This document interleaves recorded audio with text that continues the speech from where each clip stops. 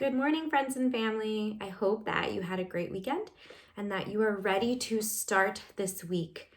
So I know that this week marks a change and a shift, and that most of us are moving to an online learning platform. So I know that you have been preparing, and I'm sure there is some stress and some anxiety of what it's going to look like, sound like, feel like. And so I just wanted to hop on here and give you another self-care tip for you to remember this week. As far as my experiences with educators and teachers, which is long, I know that you are a group of people who are so resilient. And by nature, our jobs as educators is always to modify, change, kind of see if something is working and not working and shift. And so give yourself grace this week as you move into this new learning platform. There are going to be moments of frustration and moments that come up for you that cause some anxiousness, and just kind of checking in and making sure that you're taking care of yourself throughout that whole process and recognizing that sometimes it's not going to be perfect, and that's okay. This week, I wanted to talk to you about mindfulness. So we talked about morning routines and PM routines last week, and I wanted to give you this idea of mindfulness or stillness or solitude this week to kind of go along with that morning routine process. So for me, meditation is my form of mindfulness, which it does not have to be yours, but in the mornings when we start our day, again, I told you our cortisol levels are really high, so that stress is kind of high when you first wake up. And for me, taking a minute to breathe and catch my breath and just tap into that is a perfect way to calm my central nervous system and to get me prepped for the day. So when we're looking at meditation through a stress process, I wanted to share with you a hand-brain model that I utilize in order to explain that response and what that looks like. I'm giving it to you this week because I thought maybe that as much as we're kind of anxious and not really quite sure what this week is going to bring with this online curriculum, I'm sure that the students that we serve are also going to have some of these feelings of frustration. So maybe we start off by going through what that stress response could look like and giving them the same tools that we're going to utilize for ourselves. So if you take your hand like this and you're doing this with your classroom, you can explain to your students that when you're looking at your wrist, this would be like your spinal cord. So this is where information is sent from the body to the brain. And then this open palm place right here, this is the reptilian brain. So this is the first part of the brain that develops in utero. And this is our response for our fight, flight, freeze. So our stress response happens in this reptilian brain type area. If you're looking at your thumb, this would be your limbic system. And so within that limbic system is our amygdala. And our amygdala is our emotional regulation center. I went back and got a certification in trauma-aware yoga from Yoga Life Institute. And one of the first things they taught us is that children who have experienced any type of trauma or stress or chronic stress, their amygdala is 3 times the size of that of a child who hasn't experienced those same stressors. So you can just assume that during this time, our amygdalas might be a little bit larger. We might be experiencing some heightened fight-flight responses. So how can we do some techniques and tips that help to calm that amygdala? For kiddos, little ones, I call this the guard dog. So when something comes up and it's a stimulus and it's causing a stress response, that guard dog could start to bark.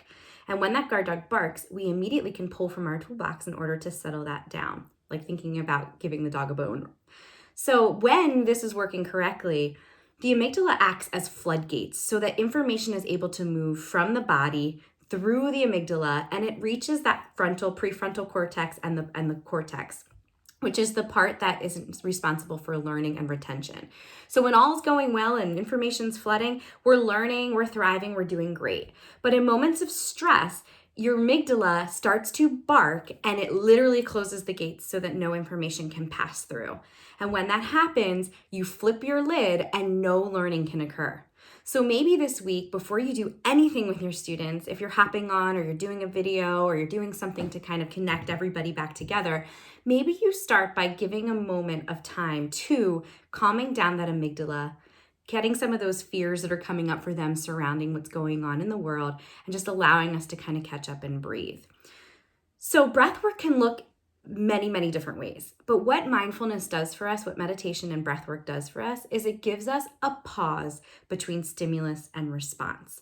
So when something comes into our world that's causing us to kind of have that stress response, that mindfulness allows you and teaches your brain and trains the neural pathways to pause and have a better response at the end of it.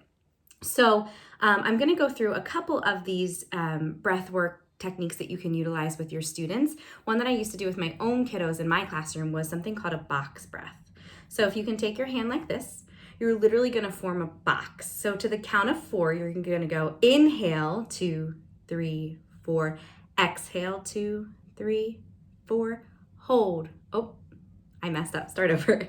Inhale, 2, 3, 4, hold, 2, 3, 4, exhale, 2, 3, 4, hold, 2, 3, 4, inhale, 2, 3, 4, hold, 2, 3, 4, exhale, 2, 3, 4, hold, 2, 3, 4. So you can do that box breath and guide your kiddos through that process and teach them, as that's a tool in their toolbox. So if they do start to feel that guard dog barking, take a minute and do a box breath.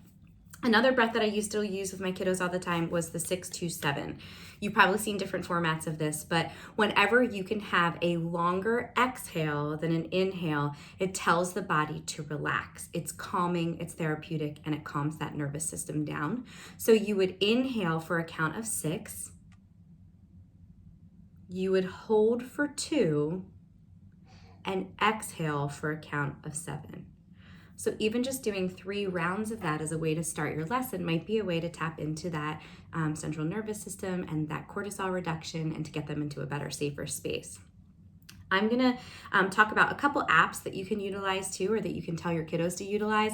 I always start with the Calm app just because I found the most success with Calm. Calm has a series of free meditations available right now, and they also have a free version that you can use all the time.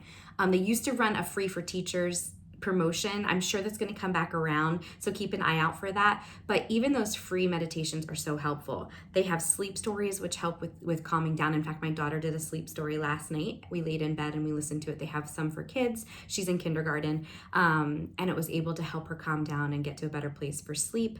They have master classes for us that kind of gives us some insight and some information on things that we might find to be helpful in our meditation journey. So check out the Calm app and see if you can find something that you can play around with this week. Again, some of these are 10 minutes, some of them are 2 minutes. Find what works for you. And even if you're just like, I can't enter into this week, which I totally understand, maybe just before you get out of bed in the morning, you take 3 deep breaths, or right before you press live on your Zoom conference or whatever you're using for kiddos, you just take a few deep breaths. So just tapping into that this week will be really, really helpful, I believe. And to end this, I just wanted to lead you through a guided meditation really quickly. One of the things that happens for us when we are in a state of stress is that we immediately go to our brains, right? Like our monkey mind, and the thoughts just keep swirling. And so one of the most basic practices that they teach us in the trauma-informed yoga is to ground your body. So you can do this in several different ways. You can do this by something called an anchor breath, which I'll do with you in a moment. Even just the process of physically feeling your body in a chair. So if you put your feet flat on the ground and you bring your spinal column nice and tall, you'll feel your sit bones, which in yoga is called your root chakra. And when you feel that, it's grounding. Imagine even roots coming out of your bottom and anchoring you to the ground. And with your feet, actually feeling the physical pressure of your feet hitting the ground immediately, or you can even tap your fingers and just feel that physical feeling of your fingers tapping together. It takes you out of your mind and physically brings a sensation back to your body, which can be really, really grounding and helpful. So I'm going to ask you to just sit like that, where you can actually feel your sit bones on your chair. You can feel your feet on the ground. You can even press your palms into your thighs so that you can feel your hands touching your thighs. I'm going to ask you, if you're comfortable with it, just to close your eyes gently. If not, you can just stare at a spot on the ground. And I want you to start to pay attention to your breath. So as you're taking deep inhales in through your nose, maybe holding your breath for a count and then releasing, I want you to start to pay attention to where you feel the air the most. So as you're breathing in, is it really cool air in your nostrils? Are you feeling it in the back of your throat? Is it filling up your lungs or your belly?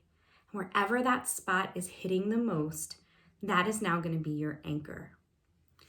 I use the anchor in meditation as a way to keep my brain from going in 70,000 different directions. However, if yours does that, give yourself grace and just allow you to notice it and bring your body back to that anchor. So as you breathe, focus on that spot and just pay attention to how the air feels as it comes in, as it fills up, and as it releases. Giving yourself time to just pause, some stillness and quiet, some reconnection. We're going to do 3 more breaths here. Nice deep breaths in, holding for a moment, and then releasing. Inhale and exhale. And 1 more. And exhale. And just check in with your body. How is your heart rate feeling? How are your muscles feeling? How is your mind feeling?